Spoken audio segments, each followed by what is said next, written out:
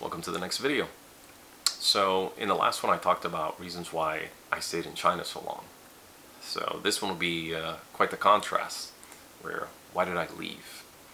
And like I said, talking about my first 5 years. So later on I'll talk about the other time why I went and why I left. In this case I'm just focusing on these first 5 years. So why did I leave?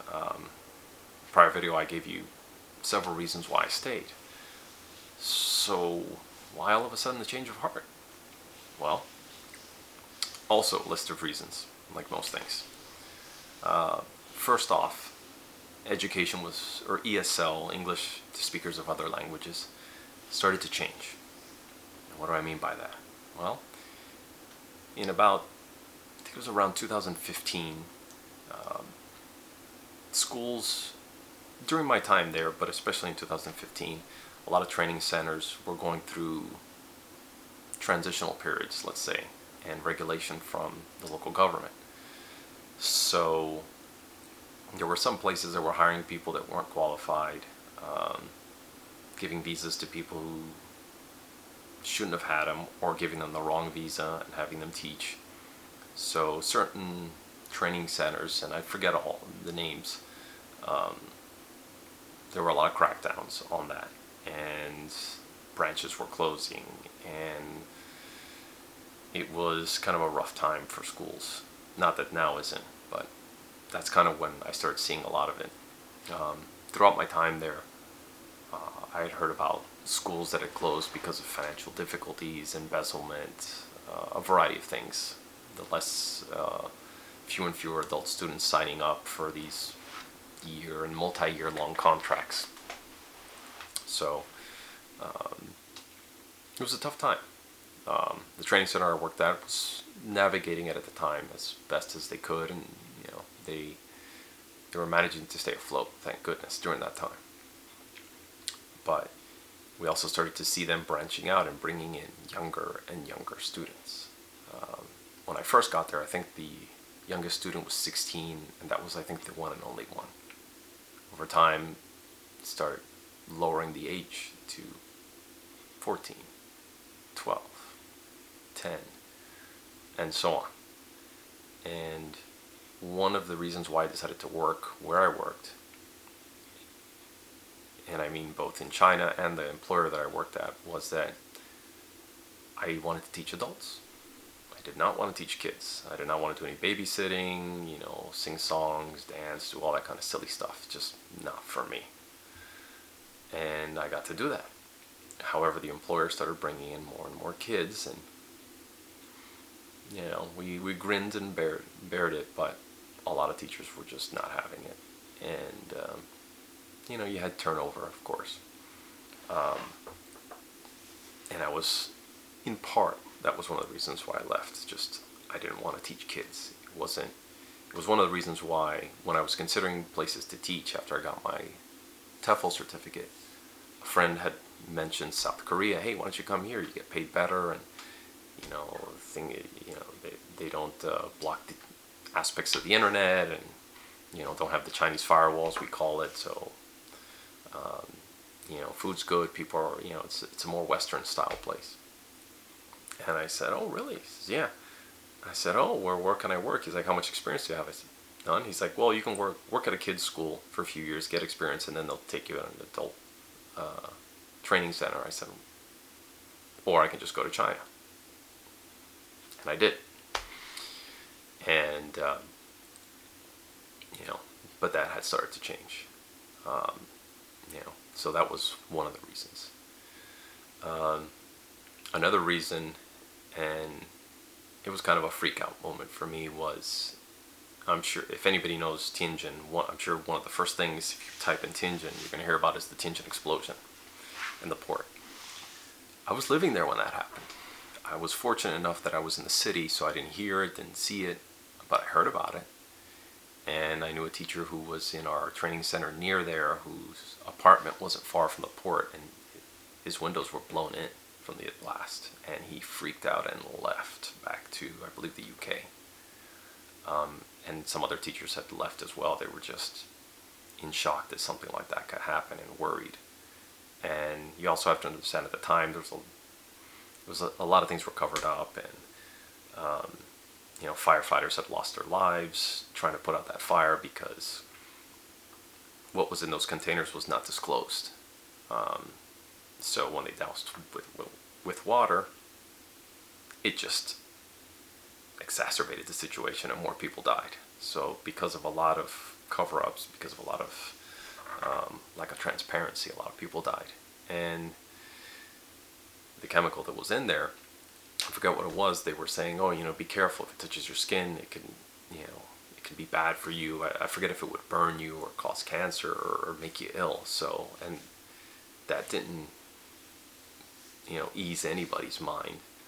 And they were saying, oh, the blast spread this stuff out across a wide area. It could even be close to the downtown area. So I was in complete shock. I'm like, what the heck is going on here? This is nuts. Fortunately, nothing happened to me. Things kind of calmed down. And life went back to normal, but I remember freaking out about that. So that was another reason why I kind of decided to leave. I go, there's not a lot of transparency here, and this is in addition to other issues, government cracking down on different things, the internet, censorship,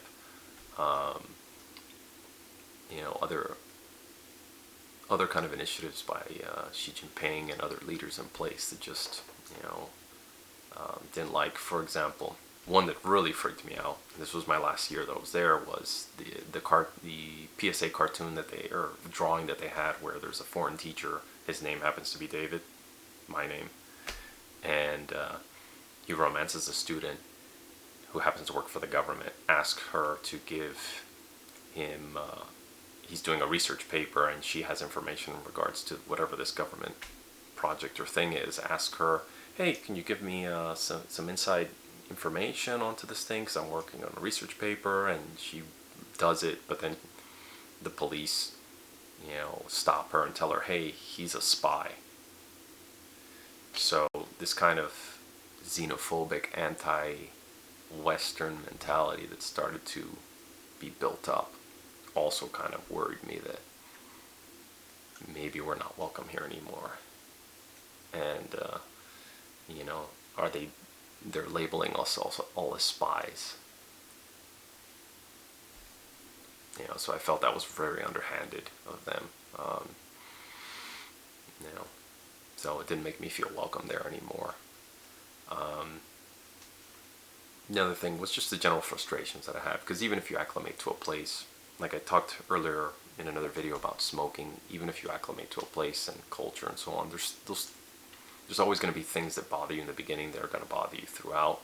It might be trivial, you might be able to lessen how they annoy you, but they're still going to be there. The hawk spitting, the public urination and defecation,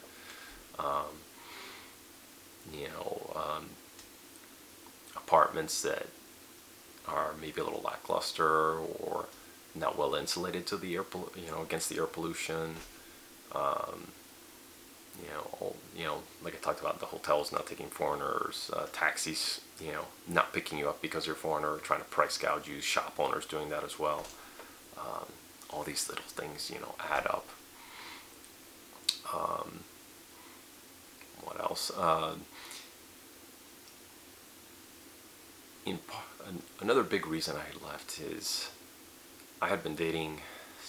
I mentioned before I dated somebody for a couple years during the middle of my stint there. It was a great relationship.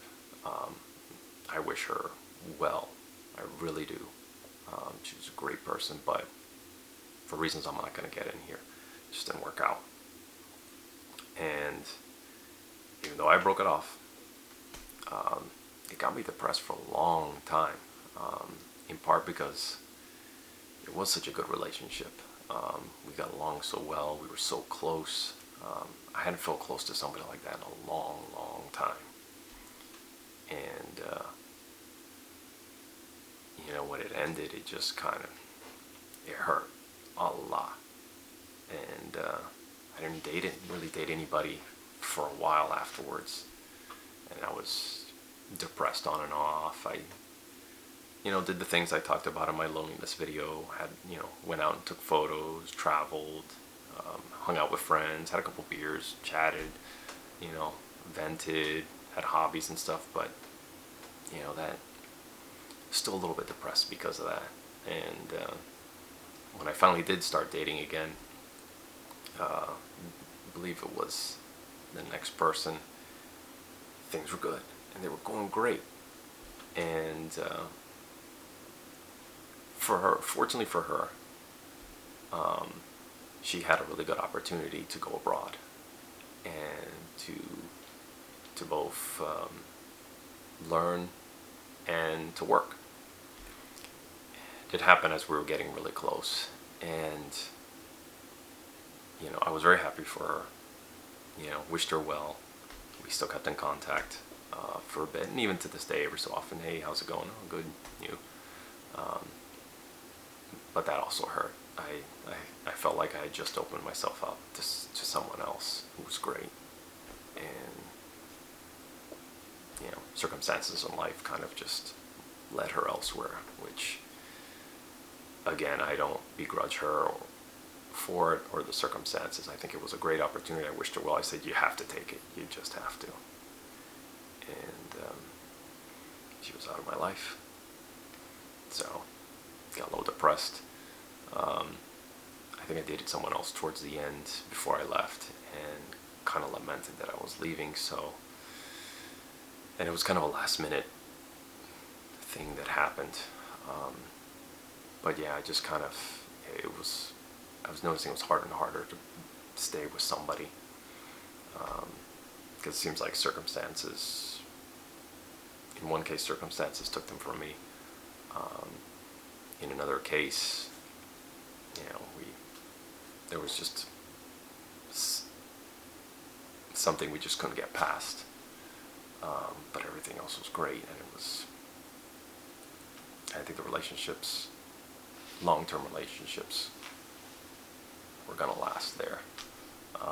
Unless I decided to stay there the rest of my life, which I had considered at one point. I considered retiring in China, which became less likely with the fact that you age out at a certain point. I think after 50 it gets really hard to find a job. 60 it's near impossible. So you'd have to be on a marriage visa to stay, and if you get divorced, you're out. So that another thing that really pushed me to leave was pollution. My first few years, I never wore like an N95 mask. I would go outside, whether the smog was light or so heavy you can cut it with a knife. And I would get sick. Like, I'd feel tired. I'd get a little bit of diarrhea. No energy. Like I said, tired. No energy. Body pains.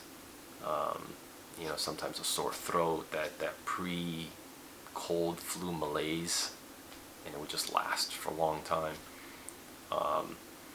After a while, I realized, okay, if I wear a face mask when I go out above 100 on the PMI scale, I'll feel better.